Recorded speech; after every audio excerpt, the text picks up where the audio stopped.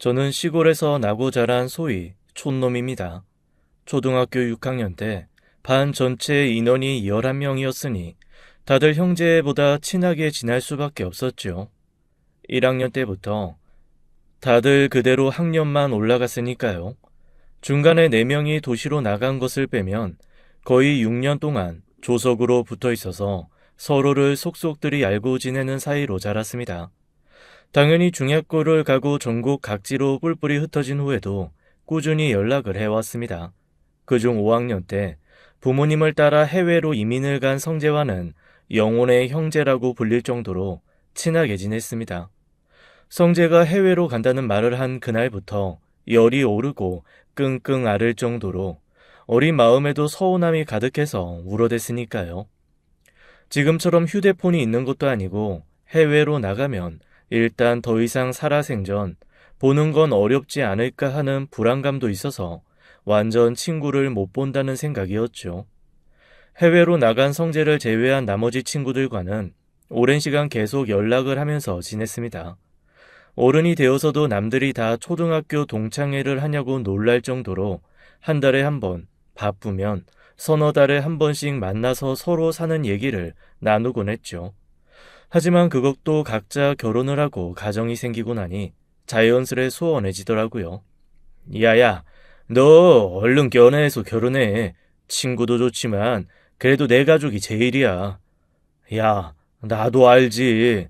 나도 하고 싶어, 이 자식아. 그런 말 하려면 소개나 좀 해주고 하든가. 저 역시도 몇 번의 연애를 실패하면서 얼른 가정을 꾸리고 싶다는 생각이 가득했고, 안 그래도 친구들을 보며 부러움이 가득했던지라 퉁명스럽게 대답을 할 수밖에 없었습니다.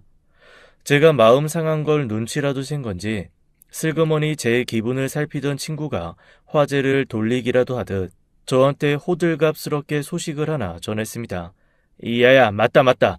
야, 너 성재 기억나? 방성재. 우리 5학년 때 해외로 이민 간 녀석. 방성재? 아이, 기억나지. 와, 그 이름 진짜 오랜만인데. 걔니까 너 성재랑 완전 절친이어서 석재학교 그만둘 때 열병 앓고 막 그러지 않았냐? 이 자식 완전 그때 상사병이었어. 아니 무슨 친구랑 헤어진다고 열병을 알아 앓기는. 야, 어린 시절에 그럴 수도 있지. 그런데 성재가 왜? 아니, 내가 삼촌이 필리핀에 계셔서 거기 몇 개월 있다가 왔잖아. 그런데 같은 숙소에 사업한다는 한국인이 있다? 그래서 먼발치에서 봤는데 뭔가 자꾸 익숙한 거야. 성재 걔가 코가 완전히 중동 사람처럼 길고 큰데 코끝에 점이 딱 무슨 바둑알처럼 박혀 있었잖아. 그런데 그 사람도 그렇더라고. 내가 자꾸 흘끔거리니까 와서 왜 그러냐고 물어서 더듬더듬 얘기하다 보니까 아니 진짜 방성재더라. 와, 야 어떻게 그렇게 만나? 엄청 반가워하더니 마침 자기도 한국 들어간다고 다음 동창회 때 오겠다고 하더라고. 그래서 내 연락처 주고 왔지. 그 얘기를 듣자 갑자기 설렘이 몰려왔습니다. 어릴 때 가장 친하게 좋아했던 친구를 볼 수 있다는 것도 설렜고 그 친구와 함께 새로운 추억을 만들 수 있겠다는 기대감도 있었죠. 빨리 만나고 싶은 마음에 저는 그 자리에서 바로 다음 달 초 2주 뒤로 동창회 날짜를 잡았습니다. 친구 놈한테 성재 연락처를 받아 먼저 연락을 한번 해보려고 했는데 이 얼레벌레한 놈이 자기 연락처만 주고 성재 연락처는 안 받았더라고요. 어쨌건 동창회 전에 연락이 오기만을 기다리며 헤어졌죠. 그리고 2주 뒤 딱히 별 연락이 없길래 이번에는 아닌가 보다 하고 마음을 비운 채 동창회 자리에 나갔습니다. 그런데 앉아서 막 인사 나누고 메뉴를 주문하려던 그때 너무 익숙한 목소리가 저를 부르는 게 아니겠어요? 성재였습니다. 정말 하나도 변한 게 없더라고요. 그날 저와 성재는 다른 친구들이 질투할 정도로 둘만 추억 여행에 푹 빠졌습니다. 미국으로 이민을 간 후 쭉 미국에서 살았냐고 물었더니 성재는 잘한 건 미국인데 어쩌다 보니 지금은 필리핀에서 사업을 하고 있다 하더라고요. 그러면서 나중에 필리핀 놀러 오면 풀코스로 데리고 다니겠다고 하며 그날 술값도 모두 냈습니다. 다들 사업이 엄청 잘 되는 모양이라고 수군거리며 드디어 우리 동창 중에도 잘 나가는 사람 하나 생겼다고 좋아했죠. 1차, 2차까지 얼큰이 취한 후 성재가 문득 저한테 물었습니다. 넌 사귀는 여자는 있고? 있고 싶다 진짜. 다들 봐봐. 2차 가자 그랬더니 집에 마누라랑 애 기다린다고 꽁집 빠지게 가고 지금 여기 남아있는 거 너랑 나랑 저기 저 만년 솔로 2명랑 이게 뭐냐 진짜. 에휴. 넌 어떤 여자가 좋은데? 어떤 여자? 야, 요즘 같아서는 그냥 여자면 될 것 같아. 아니, 남녀 성비가 이렇게까지 엉망인가? 주변에 여자가 없어, 여자가. 야, 야, 입은 삐뚤어져도 말은 바로 해야지. 여자가 없는 게 아니라 너 좋아하는 여자가 없는 거 아니냐? 성재의 그 말을 듣는 순간 가슴 한켠이 꼭 찔려왔습니다. 뭐 사실 맞는 말이에요. 제가 다니는 회사 완전 여자들이 가득한 회사라 못 모르는 다른 친구들은 꽃밭에서 일한다고 부러워하거든요. 그리고 부모님조차 회사에서 좋은 사람 있으면 찾아서 만나보라고 옆구리 쿡쿡 찌르기도 하시고요. 실제적으로 같이 일하는 동료들 중 절반 이상이 회사 안에서 연애를 하거나 결혼을 할 정도로 사내 커플 비중이 높기도 합니다. 그런 와중에 저만 4년째 연애는커녕 썸도 없다는 건 이유가 있는 거겠죠. 제 마지막 연애도 5년 전입니다. 2년쯤 사귄 여자친구가 어느 날 평소와 다름없이 데이트를 하고 헤어지면서 저한테 이러더라고요. 오빠, 우리 이제 그만 만나자. 너무 놀란 제가 무슨 일이냐, 오늘 내가 뭐 잘못한 거 있냐고 물었더니 여자친구가 너무 충격적인 얘기를 했었습니다. 제가 너무 집밥 같대요. 그냥 평생 먹어도 질릴 것 같지는 않은데 설레고 특이한 것도 없고 무난하기만 하고 그래서 평생을 함께할 자신이 없다고 하더라고요. 그 말을 듣고 사실 이후로도 꽤 오랜 시간 트라우마가 남아서 허덕이기는 했습니다. 한마디로 매력 하나 없이 무난하기만 해서 재미없는 사람이라는 거잖아요. 제가 이런 고민을 말해도 다른 친구들은 별로 심각하게 안 듣더라고요. 연애할 때는 자극적인 게 좋지만 그래도 결혼은 편한 사람 찾아 한다면서 다 때 되면 인연 나타난다고만 하는데 문제는 결혼할 인연도 연애를 해야 이어지건 말건 할 거 아닙니까? 연애 자체를 못하고 있는데 결혼이 될 리가 있나요? 평소에는 이런 얘기도 사실 잘 안 하는데 술도 취하고 편한 친구 앞이라 그런지 주절주절 얘기가 나오더라고요. 저도 모르게 시무룩해지자 성재가 저를 툭 치면서 제게 이런 말을 했습니다. 내가 너한테 진짜 잘 어울릴 여자가 있어서 소개 좀 해줄까 하는데 어때? 우리 상부상조 좀 할까? 너도 나한테 여자 좀 소개해주고 나도 너한테 소개해주고. 야, 네 옆에서 너랑 안 사귀고 있는 여자가 내가 눈에 들어오겠냐? 사실 이 말은 솔직한 제 심정이었습니다. 처음 봤을 때부터 사실 옛 감정에 반가운 건 반가운 거고 조금 기죽었거든요. 키도 헐친하고 몸도 너무 좋더라고요. 그리고 어릴 때는 도드라진다고 생각했던 콧대도 다 커서 부리부리한 이목구비와 어우러지니 꼭 외국 배우 같은 분위기를 풍기는 겁니다. 게다가 사업이 잘 되는지 머리 끝부터 발끝까지 명품인데다 100만 원 가까이 나온 1차, 2차 모두 턱턱 돈 낼 정도면 진짜 잘 나가는 거잖아요. 그런 성질을 두고 왜 여자들이 절 만나겠습니까? 평소 같으면 그냥 이런 소리도 속으로 삼키고 말았을 텐데 술에 취하니 진심이 술술 밖으로 나오더라고요. 그랬더니 성재가 저한테 소개해줄 여자는 그런 겉모습 안 보고 진짜 백이 속을 보는 여자라며 한번 만나보라 하는 거 있죠. 그래서 일단 술김에 알겠다고 했습니다. 그리고 다음날 저는 성재에게 정말 뜬금없는 문자를 받았습니다.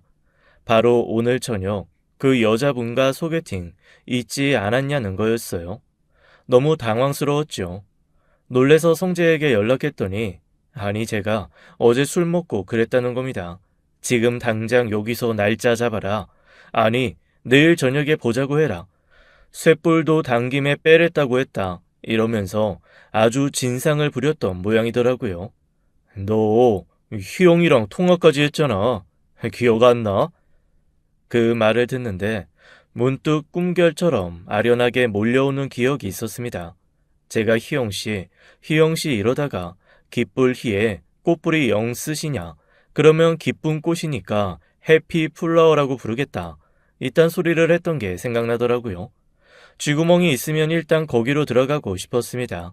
술도 덜 깨서 머리도 멍한데 그런 잡소리를 한 다음날 당사자를 만나야 하니 이건 더 미치고 팔짝 뛸 노릇이더라고요. 그래도 어쩌겠어요. 이미 한 약속이니 나가서 100배의 사죄를 하건 경멸의 눈빛을 고스란히 받아내건 제가 책임을 져야죠. 성재는 자기는 주선자일 뿐 만남에서는 빠지겠다며 희영 씨의 전화번호를 알려주고 잘 해보라는 말과 함께 전화를 끊었습니다. 술이 확 깨더라고요. 일단 찬물을 30분쯤 맞으며 정신을 차리고 조용히 전화를 걸었습니다. 안녕하세요. 저 어제 통화를... 네, 해피플라워입니다. 오늘 어디서 봬요? 속은 좀 괜찮아요? 해장하실 수 있는 메뉴로 골라서 거기서 만날까요? 참 이상하죠. 잔뜩 기가 죽어서 전화했는데 그렇게 활발하게 기쁘게 받아주니 마음이 순식간에 너무 편안해지는 겁니다.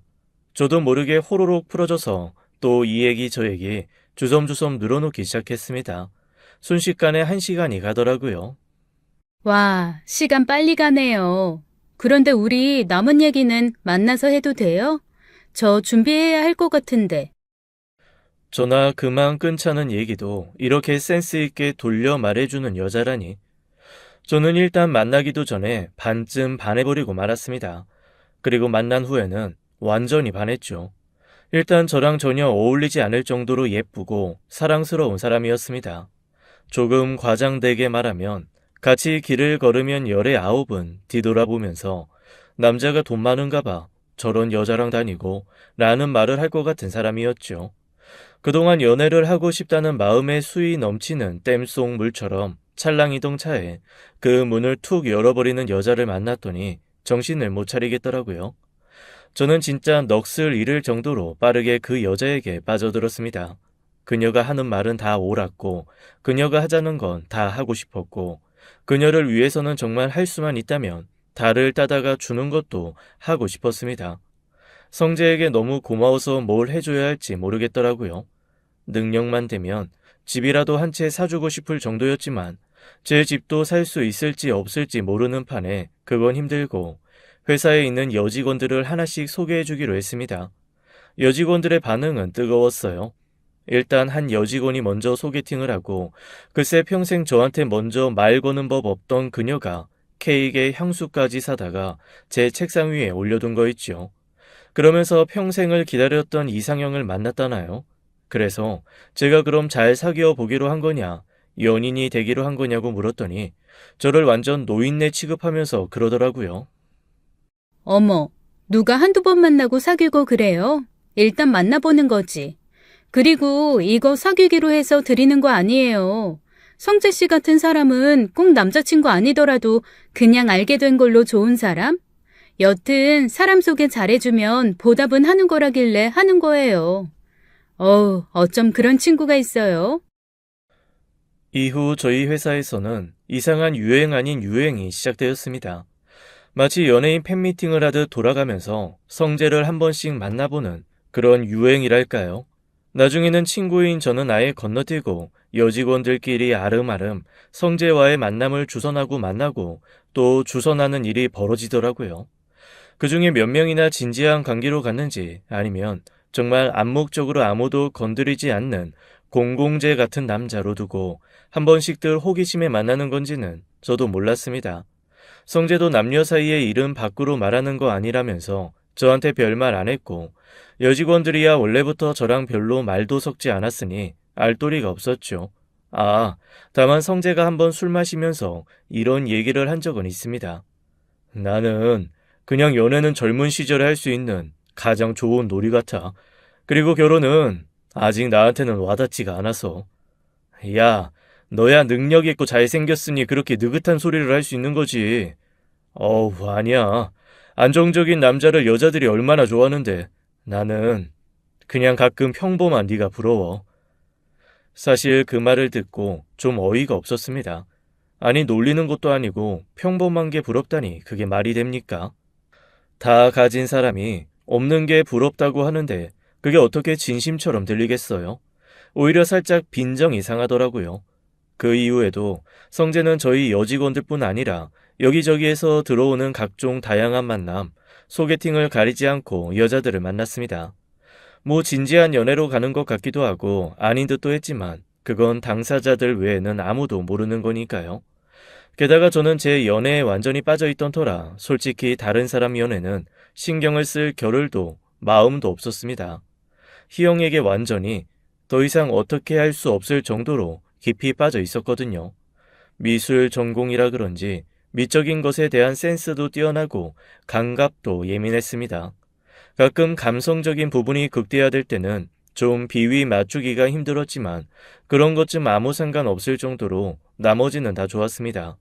이 여자 아니면 안 될 것 같아서 만난 지 6개월 만에 청혼을 했고 여자친구는 수줍게 고개를 끄덕였죠. 집안 식구들이 다 기다려온 제 결혼이라 모든 것은 일사천리였습니다. 다만 해외에 계시는 여자친구 부모님이 빠르게 들어오는 게 어려운 상황이라 상견례만 결혼 직전으로 미뤄졌습니다. 다른 거에는 다 개방적이고 숨기는 거 없는 여자친구가 희한하게 가족 얘기, 집 얘기는 잘 안 해주더라고요. 제가 몇 번 그래도 결혼 전에 화상이라도 인사해야 하지 않냐고 했는데 그것도 거절하고 전화라도 해야 하는 거 아니냐고 했는데 그것도 안 해줬습니다. 그러다가 제가 계속 가족에 대해 채근하니 결국 짜증을 좀 내면서 그러더라고요. 식구들이 자기 한국 나오는 거 다 반대해서 몰래 나온 거라 여기서 결혼까지 한다고 하면 난리 날 것 같다고 날짜며 식장까지 빼도 박도 못하게 정해진 후에 통보하고 싶다고 말이죠. 아무리 생각해도 그건 아닌 것 같았지만 그 부분에 대해서 워낙 완고하게 말해서 어쩔 수 없이 그러기로 했습니다. 처음에는 저희 부모님이 그런 것 때문에 좀 까다롭게 구실까봐 걱정했는데 일단 여자친구를 만난 후에는 오히려 저보다 여자친구를 더 좋아하시더라고요. 그런 매력이 있는 여자였죠. 게다가 엄마는 대체 왜 저런 여자가 절 만나는 거냐며 정말 궁금하다는 듯 물어보시더라고요. 아니, 성재는 왜 능력도 있고 잘생긴 애가 저런 애를 널 소개했다니? 와, 우리 엄마 너무하네. 그래도 아들 편을 들어야지 어떻게 그런 말을 하셔. 너무 객관적인 거 아니야? 아니, 아무리 내 새끼가 예쁘고 팔이 안으로 굽는다고 해도 이건 너무 이상하잖아. 누가 봐도 쟤랑 성재랑 어울리지 쟤가 너랑 어울리냐? 그냥 어렸을 때부터 같이 자란 사이랬어. 각자 일찍 외국으로 가는 바람에 한국 사람 없는 곳에서 이 친남매처럼 그렇게 자랐대. 제 설명에도 엄마는 영 이해가 안 된다는 듯 고개를 갸웃갸웃 하시더라고요. 뭐 저도 처음에는 왜 성재가 아닌 저일까 의심했을 정도이니 그러려니 했죠. 하지만 워낙 어렸을 때 기억이 좋은 친구고 지금도 제가 무슨 일만 하면 돈 턱턱 쓰고 잘해주는 친구인데다 제 평생 배필을 소개해준 친구잖아요. 당연히 저한테는 은인이죠. 그래서 제 결혼식 사회를 부탁했습니다. 아, 안 그래도 내가 말을 하려 했는데 미안해서 어쩌지? 난 네 결혼식 못 갈 것 같아. 어? 아이, 결혼식을 못 온다니 그게 무슨 말이야? 나 너 고급 양복 하나 해주려고 했는데 그거 입고 사회 좀 봐달라고 하려 했더니 엄마 아빠가 두 분 다 혈압이 좀 안 좋으신데 이번 검진 결과 심장에 둘 다 심각한 무리가 있다고 수술해야 한다고. 딱 그 기간이 네 결혼식이랑 겹치네. 나 부모님께 가봐야 할 것 같아. 어?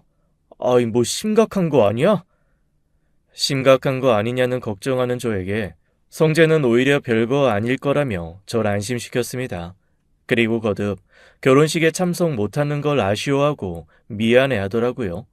제가 중매 잘 서주면 양복 한 벌이라는데 그거라도 해주겠다고 했더니 자기가 참석도 못하고 사회도 못 봐주는데 무슨 염치에 그걸 받겠냐고 극구 사양했습니다. 그러면서 오히려 신혼살림 중에 냉장고나 세탁기 중에 하나를 사주겠다고 하더라고요. 세상에 이런 친구가 어디 있나요? 제가 아무리 안 그래도 된다고 해도 그 정도는 해줘야 마음이 편하겠다며 살림살이 사는 거니까 제 여자친구와 직접 연락해서 해결하겠다고 했습니다. 아쉬웠지만 어쩌겠어요. 결혼식보다는 부모님 수술이 먼저죠.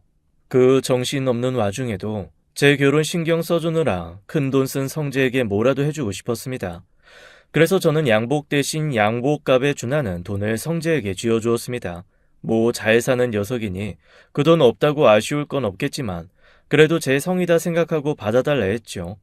성재는 저한테 고맙다고, 결혼 잘 하라고, 행복하게 살라 말하고 바로 며칠 뒤에 부모님이 계신다는 미국으로 떠났습니다. 공항에 데려다 준다고 해도 극구 거절하더니 정말 슬그머니 홀짝 떠났죠. 그런데 성재가 미국으로 떠난 그 다음부터 제 여자친구가 좀 이상해졌습니다. 물론 결혼 앞두고 좀 예민해져 있기는 해서 제가 눈치를 보고 있긴 했는데 성재가 출국했다는 얘기를 듣고는 눈에 띄게 불안해하고 힘들어 하더라고요. 아니, 신혼집에 성재가 사준 세탁기가 들어오는데 그걸 보면서 펑펑 우는 거예요. 제가 놀라니까 성재 오빠 너무 불쌍하다고, 자기 마음이 너무 안 좋다고 하는데 참 뭐라고 할 수도 없고 그렇다고 같이 울 수도 없고 난감하더라고요. 그리고는 며칠을 연락도 안 하고 잠수를 타는 게 아니겠어요? 처음에는 성재의 부모님이 걱정돼서 어릴 때부터 삼촌, 이모 이러면서 자란 그 어른들이 걱정돼서 그런 거라 이해하려 했습니다. 그런데 어쨌거나 남이잖아요. 이렇게까지 힘들어할 거라고는 생각을 못해서 좀 당황스럽더라고요. 게다가 며칠 잠적하고 나타난 여자친구가 제게 충격 선언을 하나 하는 겁니다. 나 한 달 살기 좀 하고 올게. 한 달 살기? 어디서? 나 휴가를 그렇게 길게는 못 내는데. 아니, 혼자서. 결혼하면 어차피 계속 같이 있을 거고, 나 사실 혼자만의 자유로운 생활이 끝난다는 것 자체가 좀 스트레스로 오긴 했거든. 아, 물론 같이 사는 게 싫은 건 아니야. 그러면 결혼을 안 했겠지. 나 아티스트잖아. 혼자만의 시간이 필요한데 요 몇 달 너무 그 시간이 없었어. 이해해주라, 응? 그리고 나 한 달만 혼자만의 시간을 좀 가질 수 있게 해줘. 아니, 그래도 결혼이 얼마나 남았다고. 꼭 해야 돼? 아니면 그냥 나랑 며칠 여행을 다녀올래? 아니, 나 혼자 있고 싶어. 그냥 정말 나 혼자 오롯이. 동굴 속에서 나의 마지막 싱글을 보낼 시간이 필요해서 그래. 사실 100% 이해가 되지는 않았습니다. 저는 한시도 떨어져 있고 싶지 않고 더군다나 결혼 2달 앞두고 한 달 살이를 혼자 어딘가로 가서 하겠다는 게 이상했거든요. 하지만 여자친구는 완강했고 결국 저는 허락을 했습니다. 물론 부모님께는 아무 말도 안 했죠. 결혼 전에 같이 뭐 보러 가자는 엄마에게도 그냥 둘이서 알아서 한다고 신경 쓰지 마시라고 한 채 여자친구 한 달 살기를 지원했습니다. 여자친구는 훌쩍 필리핀으로 떠났습니다. 제가 제주도 같은 곳으로 가면 어떻겠냐고 설득했지만 오히려 동남아시아가 싸다며 극구 해외로 가더라고요. 대체 혼자서 외국 나가 한 달이나 뭘 하겠다는 건지, 그마저도 자기가 먼저 연락하지 않는 한 연락도 하지 말라는 겁니다. 그 말에는 너무 어이가 없어서 성을 버럭냈는데 꼼짝도 않더라고요. 결국 제가 지고 말았습니다.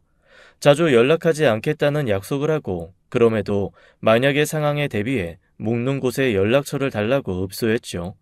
그렇게 여자친구는 훌쩍 한 달 살이를 떠났습니다. 그리고 그 한 달간 저는 정말 심란한 마음에 하루하루가 어떻게 가는지 모르겠더라고요. 혼자만의 진지한 시간을 갖고 싶으니 연락도 하지 말라는 여자친구의 말을 대체 어디까지 들어줘야 하는지도 모르겠고 이게 맞나 싶은 생각도 들었습니다. 그렇게 시간이 흘러 결국 한 달 살이가 끝나는 날이 왔습니다. 3일 뒤면 비행기를 타야 하는 날, 저는 한 달 만에 처음으로 여자친구에게 전화를 걸었습니다. 그런데 글쎄, 없는 번호라고 나오는 게 아니겠어요? 순간 모든 것이 아득해져 왔습니다. 이게 무슨 일인가? 혹시 거기서 뭔가 잘못된 건 아닐까?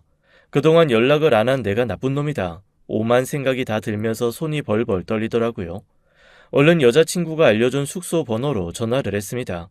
그런데 그 숙소에서 한 말을 듣고 저는 정신이 아득해질 정도로 충격을 받았습니다. 글쎄, 그런 사람은 예약을 한 적도 없고 투숙을 한 적도 없다는 거였습니다. 그때부터 저의 예비 신부 찾기가 시작되었습니다. 그리고 찾으면 찾을수록 나오는 증거들은 저를 점점 더 깊은 수렁에 빠뜨렸습니다. 나왔다는 학교, 살았다는 동네, 다 거짓말이더라고요.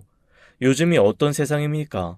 한 달이 건너면 다 아는 사람이고 그 사람들 통해서 정보 얻는 거 시간과 노력을 투자하면 못할 게 없잖아요. 미술을 전공하며 다녔다는 학교에서는 지난 10년간 코리안 아메리카는 한 명도 입학한 적이 없고 더군다나 그런 이름의 사람은 신입생 명부에도 졸업생 명부에도 없다고 하더라고요. 한국 들어와서 다닌다고 한 회사에 연락을 했더니 오히려 저를 이상한 사람 취급하면서 그런 부서도 그런 사람도 없다고 하는 게 아니겠어요? 미국의 미네소타에 있다고 했던 부모님도 다 거짓이고 한마디로 저한테 말한 게 전부 가짜였습니다. 이쯤 되니 이름도 가짜가 아닐까 하는 생각이 들더라고요. 그러면서 문득 친구인 성재가 떠올랐습니다. 아니, 이 모든 것이 거짓인 것을 알면서도 저한테 소개를 해준 게 아니라면 그 친구도 철저하게 속은 채 지내왔다는 거잖아요. 사실 전자도 믿기가 어려웠고 후자도 믿기가 어려웠지만 상황이 이렇게 된 마당에 친구마저 저를 속였다는 생각하고 싶지 않더라고요. 성재에게 전화를 했습니다. 그동안 부모님 괜찮으시냐고 몇 번 문자로 묻고 대답을 듣기는 했지만 전화는 처음이었어요. 한참 지난 후에 나른하고 힘없는 목소리로 성재가 전화를 받더라고요. 그런데 전화를 한 사람이 저라는 걸 알고 나서는 뭐라고 중얼거리더니 바로 끊어버리는 게 아니겠어요? 잠에 취한 건가, 뭔가 정신이 없는 건가 싶어서 문자를 보냈습니다. 혹시 제 여자친구의 행방을 알거나 숨긴 게 있으면 얘기해달라고요. 답은 없었습니다. 그로부터 며칠간은 정말 죽을 것 같이 힘들고 괴로운 시간이었습니다. 여자친구의 행방은 알 수 없고 결혼식은 일주일 앞으로 다가왔고 성재도 뒤늦게 자기도 아는 바 없다며 미안하다는 문자 하나가 전부였으니까요. 영화 트루먼 쇼에 보면 트루먼이라는 사람을 제외한 모두가 연기자이고 그들이 사는 세상이 거대한 세트장으로 이루어져 있죠. 모두가 연기하는 그 세상에서 그 사실을 혼자만 모르고 사는 트루먼은 결국 어느 날 자기를 옥죄고 있던 모든 굴레를 깨버린 채 밖으로 탈출합니다. 물론 그 전에 온갖 고난과 역경이 그를 기다리고 있었죠. 마치 그 영화 속 트루먼이 된 기분이었습니다. 저를 제외한 모두가 뭔가를 꾸미고 숨기고 있는데 저만 혼자 그 안에 갇혀서 허우적거리는 느낌이요. 그 와중에 제 회사 여직원들 몇이 제 속을 아주 완전히 뒤집어 놓은 사건이 또 생겼습니다. 평생 가야 눈길 한 번 안 주던 사람들이 어느 순간 한 명씩 슬그머니 절 찾아와서 이러는 겁니다. 과장님, 혹시 그 성재 씨 과장님 결혼식에 와요? 성재요? 왜요? 아니요, 그때 몇 번 만나고 나름 통하기도 하고 그랬는데 연락이 아사모사 끊겨서 혹시 결혼식 오시면 저도 가려고요. 요즘 연락이 잘 안 돼서. 부모님이 편찮으셔서 미국 갔는데. 부모님이요? 두 분 다 돌아가신 거 아니었어요? 돌아가셨다고요? 언제요? 아닌가? 저한테는 중학교 때 돌아가셔서 먼 친척 삼촌네 집에서 자랐다고. 여직원은 고개를 갸웃하며 사라졌습니다. 그런데 이후에도 2명 정도 더 저한테 와서 슬그머니 제 결혼식에 성재가 오는지를 묻더라고요. 알고 보니 이 녀석이 회사 여직원들을 돌아가면서 만나고 나름 썸에서 사귀는 사이까지 아사무사하게 만나다가 헤어지고 거리두고 그랬나 봐요. 잠자리를 같이 한 사람도 몇 있는 듯 했고 성재와 여전히 썸 타는 사이라고 생각하는 사람도 한둘은 있는 듯 했습니다. 그런데 다들 얼마 전부터 성재랑 연락이 잘 안 되니 제 결혼식에서 만나 뭔가 단판이라도 지으려고 한 듯 했어요. 자칫 잘못하면 제 결혼식이 성재를 두고 여자들끼리 벌이는 전투의 현장이 될 뻔한 거였죠. 그런데 이들이 얘기를 들으면서 좀 이상했던 건 제가 알고 있는 성재의 상황과 그 사람들이 말해주는 게 너무도 달랐다는 겁니다. 저는 분명 미국에서 사업하시는 부모님이 살아계시고 성재만 사업차 필리핀에 가 있는 것으로 알고 있었거든요. 그런데 여직원들의 말을 종합해보면 아예 이민을 간 곳도 필리핀이고 거기서 부모님 돌아가시고 혼자 산다고 알고 있더라고요. 대체 무슨 말이 맞는 건지 알 도리도 없고 그 와중에 여자친구는 끝까지 연락이 안 되고 성재조차 제대로 된 답이 없는 와중에 속만 타들어가는데 낯선 번호로 문자가 하나 왔습니다. 사진이었어요. 분명 사진에 찍힌 옆모습은 제 여자친구였어요. 그런데 여자친구가 팔짱을 끼고 웃으면서 바라보고 있는 남자가 있더라고요. 뒷모습뿐이긴 했지만 헐친하고 몸이 좋아 보이는 남자였습니다. 처음에는 저랑 만나기 전에 사귄 사람인가? 이 사진이 갑자기 왜 날아온 건가 싶어 확대해서 들여다보고 있는데 그 번호로 전화가 왔습니다. 전화의 주인공은 어떤 여자였습니다. 저한테 다짜고짜 그 사진 속 여자와 무슨 관계냐고 묻더라고요. 그래서 제가 결혼할 여자라고 했더니 깊은 한숨과 함께 중요한 얘기가 있으니 만나자고 하는 겁니다. 너무 이상한 반응이었지만 저로서는 한 달이 넘게 헤매며 찾아다니던 여자친구에 대한 단서를 처음으로 잡은 셈이니 그냥 놓치고 넘어갈 수가 없었습니다. 당장 만날 약속을 잡고 청심환 하나 사서 털어놓고 약속 장소로 나갔습니다. 약속 장소에는 몹시 초췌한 얼굴의 여자가 하나 나와서 앉아있더라고요. 혹시 문자 보내신 분이신가요? 네, 방성재 씨. 아니, 방성재 그 개자식 아내 되는 사람이에요. 아내요? 성재 아내요? 저도 모르게 다리가 풀려 의자에 풀썩 주저앉고 말았습니다. 앞에 놓인 얼음 가득 담긴 커피를 단숨이 들이킨 성재의 아내는 한숨을 푹 쉬고 제 앞에 사진을 몇 장 더 내놓았습니다. 한 열흘 전에 찍은 거예요. 알아보시겠어요? 한 장 한 장 사진을 보며 저는 덜덜 떨리는 손을 주체할 수가 없었습니다.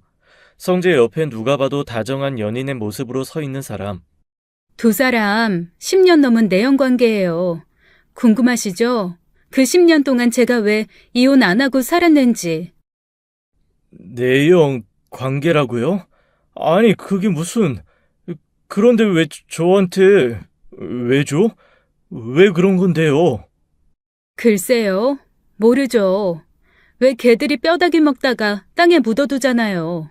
안전하게 보관하다가 다시 꺼내 먹고 싶을 때 꺼내 먹으려고. 방성재 이 개자식도 그렇게 생각했나 보죠.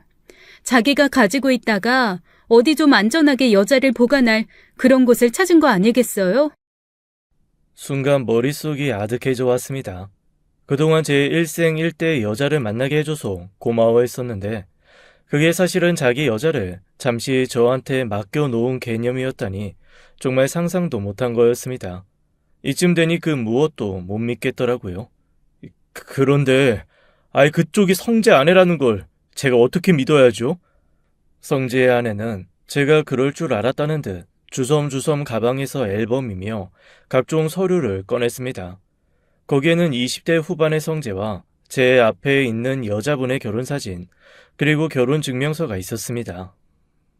제가 이 사람을 만난 건 필리핀으로 여행을 가서였어요. 그렇게 시작된 성재 아내의 얘기는 들을수록 기가 막히더라고요. 20대 후반에 배낭 여행을 떠났던 성재의 아내는 필리핀에서 성재를 처음 보고 첫눈에 반했다고 했습니다. 성재 때문에 뒤에 가려고 했던 일정도 다 미루고 한 달을 그 옆에 있었다고 하네요. 지금도 그렇지만 20대의 성재는 더 멋있었고 정말 매력적이어서 성재야와 함께 쇼핑몰을 가고 야시장에 앉아있는 것만으로도 모두의 시선을 한눈에 받았대요. 그리고 그 자체만으로 우쭐하고 좋았다고 했습니다. 미쳤었던 거죠. 제가 그래서 청혼했어요. 필리핀에서 어떻게 살건 상관없고 내가 가게도 책임지고 할 테니까 결혼만 하자고. 그리고 전 정말 아이가 너무 갖고 싶었거든요. 부모님 다 반대하시는데 그거 뚫고 만난 지 3개월 만에 결혼했어요. 한국에서 잘 되던 카페 다 정리해서 싹 들고 필리핀으로 갔죠. 부모님 가슴에 대못 받고 그렇게 그 사람 옆으로 갔어요. 그런데 뭐요? 개차반인 놈이더라고요. 결혼한 지 일주일 만에 벌써 외박 시작하고 도박에 각종 약에. 이거 큰일 났다. 더 이상 이러다가는 내 인생도 끝이겠다 싶어서 반년 좀 지났을 때 이혼하고 한국으로 오려는데 준범이가 나타났어요. 준범이요? 그러자 성재의 아내는 머뭇거리며 사진 한 장을 더 내밀었습니다. 오똑한코 그 끝에 있는 검은 점이 성재를 쏙 빼닮은 어린아이의 사진이었습니다. 눈매는 성재와 완전히 달랐지만 코 하나만으로도 그 아이가 성재의 아이라는 것을 알 수 있었죠. 성재의 아내는 조심스럽게 저한테 이렇게 말하더라고요. 그쪽 여자친구랑 제 남편 사이에서 태어난 아이예요. 방준범. 처음에는 이게 또 무슨 소리인가 싶어서 멍하게 바라봤습니다. 그리고 사진 한번 보고 앞에 앉아있는 성재의 아내도 한번 바라봤죠. 다시 한번 사진을 뚫어지게 보고 있자니 정말 눈매가 여자친구와 똑같더라고요. 손이 벌벌 떨려오기 시작했습니다. 성재 아내 말에 의하면 자기가 결혼하기 전부터 서로 만났다 헤어졌다를 지겹게 반복한 아주 오래된 연인이었다고 했습니다. 제가 너무 혼란스러워서 두 사람이 그러면 필리핀에서 만난 거냐 아니면 미국에서 만난 거냐 둘 다 미국에 있었던 건 맞냐고 물었더니 성재의 아내가 한숨을 푹 쉬더라고요. 그러면서 저한테 정말 아무것도 모르고 있냐며 자기가 처음부터 설명을 해주겠다고 했습니다. 일단 성재가 미국으로 처음 간 건 맞는 말이었습니다. 그런데 막 성인이 된 후에 미국에서 추방을 당할 일을 벌였다고 했습니다. 추방 당하기 전에 야반 도주하듯 필리핀으로 이주했고 부모님과는 그 이후 연락을 끊고 살았다고 하더라고요. 그리고 제 여자친구는 원래 필리핀에서 살다가 성재를 만난 거라고 했습니다. 처음에 성재가 와서 적응 못할 때 이것저것 도와주면서 친해졌고 이후에 죽이 맞아서 사고도 같이 치고 일도 같이 하는 사이가 되었다고 하더라고요. 저 처음에 여행 가서 방성재 그놈 만났을 때부터 옆에 있었어요. 그런데 아무리 물어봐도 여자친구는 아니라고 하고 그냥 파트너라고 하더니 그게 인생 파트너, 침대 파트너라는 얘기였나 보더라고요. 제가 결혼하고 얼마 뒤에 정신 차리고 헤어지려고 하는데 이 인간이 갓난쟁이 아이를 안고 울면서 들어오더라고요.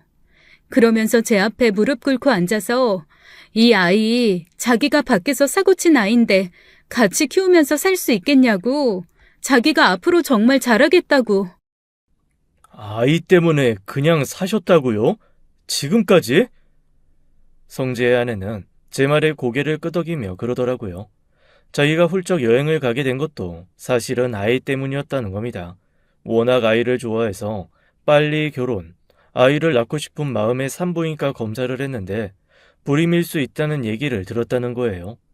결혼도 하기 전에 몸에 이상이 있어 아이를 가질 수 없다는 말을 듣고 충격에 빠져 여행을 떠나 성재를 만났고 충동적인 마음 반 정말 사랑하는 마음 반으로 결혼을 한 거죠. 처음에 아이를 가질 수 없다는 말을 고백했을 때도 둘이 행복하면 된다 해줬던 성재가 고마웠고 그런 한편 평생 엄마 소리 해줄 아이를 갖지 못하는 게 속상했다네요. 그런 와중에 성재가 아이를 데리고 들어와 이 아이만 받아주면 정신 차리고 가정적으로 살겠다 빈 거였습니다. 처음에는 결혼한 지 얼마나 되었다고 외도의 증거를 당당히 가지고 와 일어나 싶어 다 필요 없다고 이대로 갈라서자고 했다네요. 그런데 자신을 보며 방긋방긋 웃는 아이를 보면서 마음이 서서히 풀어졌다고 했습니다. 정말로 그 이후에 충실하게 가정을 꾸리긴 했거든요. 꼬박꼬박 생활비도 갖다 주고 이대로라면 진짜 행복하게 살 수 있겠다 싶은 시간이 3년 정도 됐나? 아이는 정말 너무 예뻐요. 이 애 때문에도 제가 요즘 사니까요. 그런데 참 제 버릇 개 못 주죠. 3년쯤 집에 붙어 있나 싶더니 어느새 또 슬슬 밖으로 나돌더라고요. 희영이랑 바람을 다시 피웠다고요? 희영이요? 이 여자 이름을 그렇게 알고 있어요? 하긴 저는 제니라고 알고 있는데 다른 사람들은 또 다 제각각 다른 이름으로 부르더라고요. 카렌, 안젤리카, 조안, 진영, 세이 이런 이름도 있었어요. 그쪽한테는 희영이라고 한 모양이네요. 희영, 아니, 제니, 아니, 뭐가 되었건 그럼 그 여자는 뭐 하는 여자예요? 미술 전공 아니에요? 그러자 성재 아내가 피식 웃으면서 그러더라고요. 여자친구가 불법 타투 시술을 하는 사람이니 아예 미술 쪽과 관련이 없다고는 못한다나요? 그러면서 아주 무서운 얘기를 해주었습니다. 필리핀에 있는 조직들은 자기네들이 주력으로 하는 사업을 문신으로 새긴다네요. 밀수 같은 걸 하는 조직은 정가를 새기고, 약을 유통하는 조직은 거미를 새기고, 폭력이나 도박을 더 많이 하는 조직은 문어를 새기고, 이런 식으로요. 그런 조직들의 문신을 전문적으로 새겨주는 뒷골목 문신사라는 거였습니다. 갑자기 소름이 돋았습니다.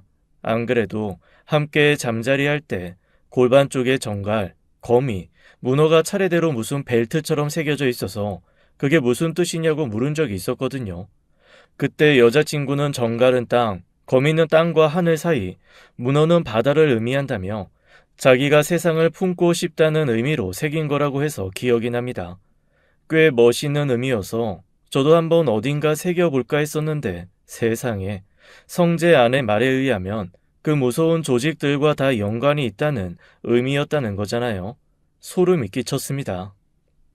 아이를 데려오고 3년, 그 3년은 얌전했죠. 그 다음부터는 다시 본성을 드러내더라고요. 그때 알았어요. 제 아들의 생모가 그 여자라는 거. 둘이 사고쳐서 낳은 아이는 제게 던져두고 둘이서 신나게 연인 노릇하며 지내더라고요. 어이가 없었지만 다 버리고 떠나고 싶었지만 애는 저를 엄마라고 생각하잖아요. 아이를 버릴 수는 없었어요. 그래서 아이 때문에 지금까지 방성제를 버리지 못하고 온 거죠. 그런데 다시 또 바람 피워서 절 찾아오신 건가요? 그동안 참으셨다면서요. 왜 새삼? 이 인간이 왜 한국으로 왔는 줄 알아요? 글쎄요. 동창회 때문이라고 그동안은 알았는데 지금 얘기 들어보니 그건 아니었던 것 같고, 사실 이 얘기를 하면서도 더 이상 충격적인 얘기는 없을 거라 생각했습니다. 이미 제가 듣고 있는 모든 얘기가 평소에 저라면 감당하기 어려워 숨이 쉬어지지 않을 정도로 충격적인 것들이었으니까요. 그런데 지금까지 들은 얘기는 아무것도 아니었더라고요. 성재가 한국을 들어온 건 경찰을 피해서였습니다. 밀수뿐 아니라 불법적인 약을 유통하다 걸리면 사형인 나라인데 그 짓을 한 거죠.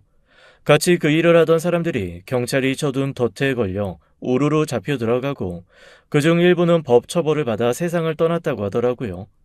자기도 잡히면 큰일 날 것 같으니 다 두고 혼자 있는 돈 다 긁어 모아 한국으로 야반 도주를 한 거였습니다. 그동안 동거동락을 같이 했던 제 여자친구까지 버려둔 채요. 버림받았던 생각에 이를 득득 깔던 여자친구가 우여곡절 끝에 한국으로 건너왔고 둘은 불꽃 튀는 싸움을 몇 번 거친 후 다시 연인이 되었던 겁니다.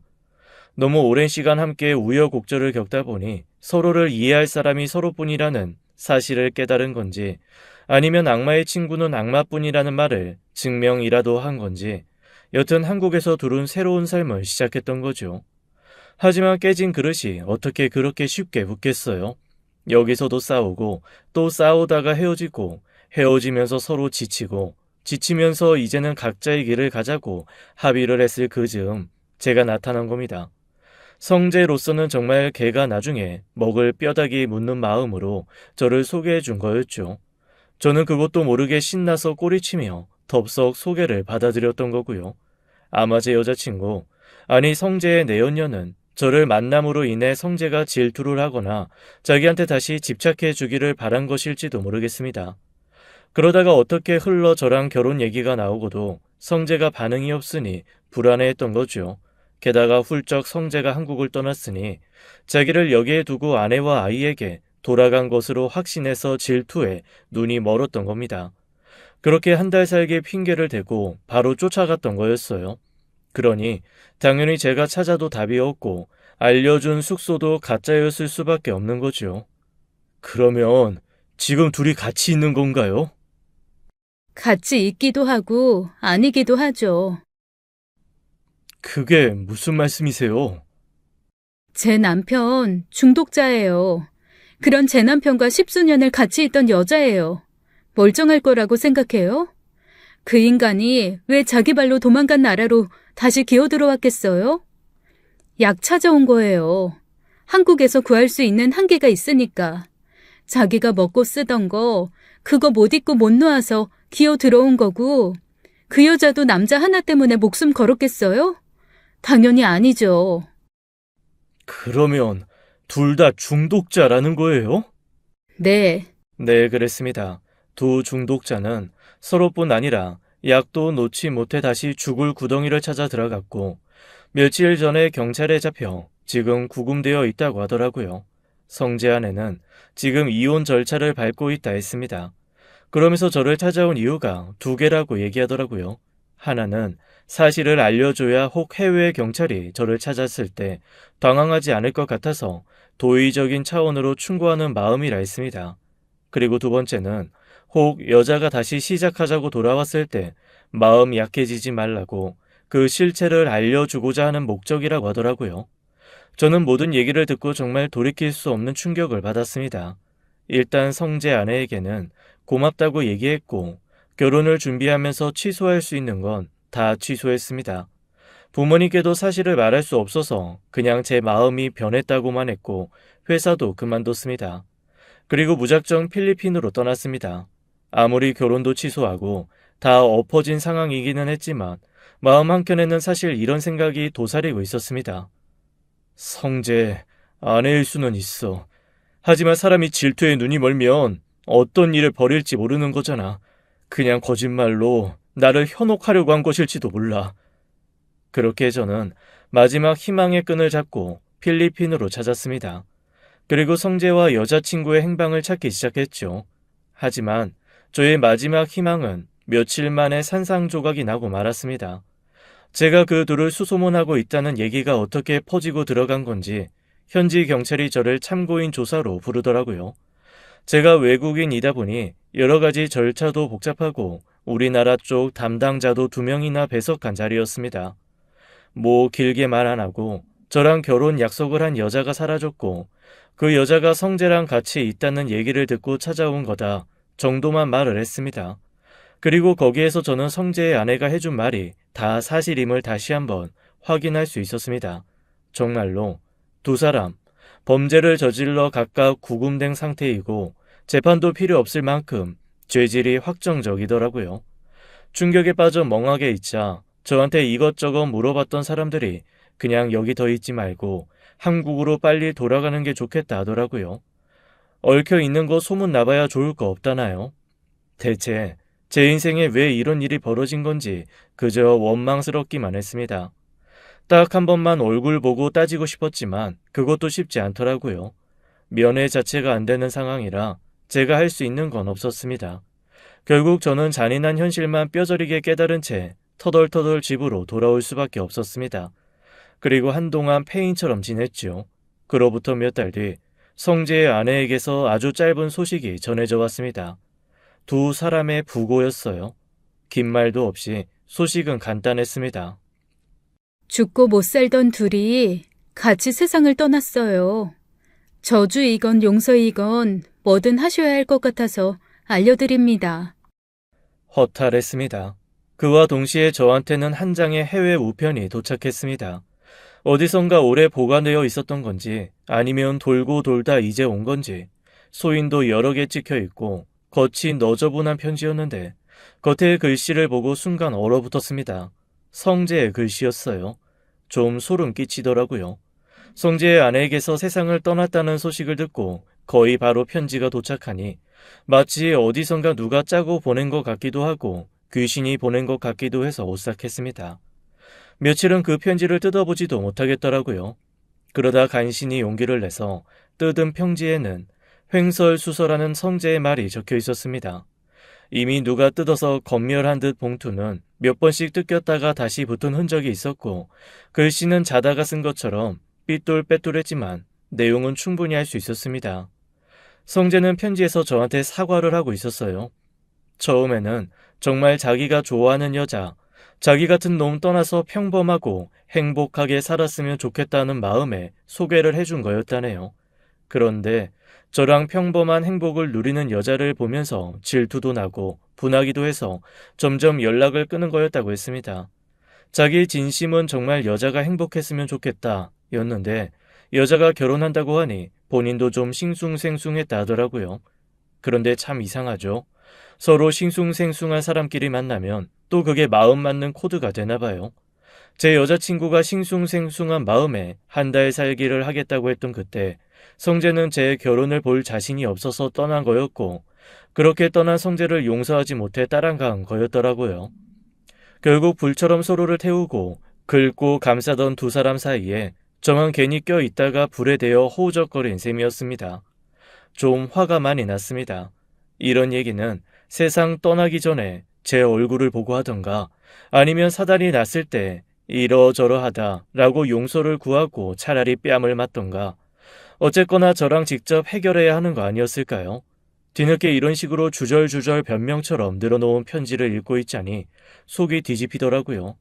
그래서 벅벅 다 찢어버리고 말았습니다. 더 이상 이 둘은 생각도 하기 싫었습니다. 그냥 완전히 제 인생에서 지워버리고 싶은 마음뿐입니다. 물론 지금도 자다가 한 번씩 벌떡벌떡 일어납니다. 너무 분하고 화가 나서 말이죠. 언제쯤이면 이 모든 것을 잊을 수 있을까요? 쉽지는 않겠지만 오늘도 노력 중입니다.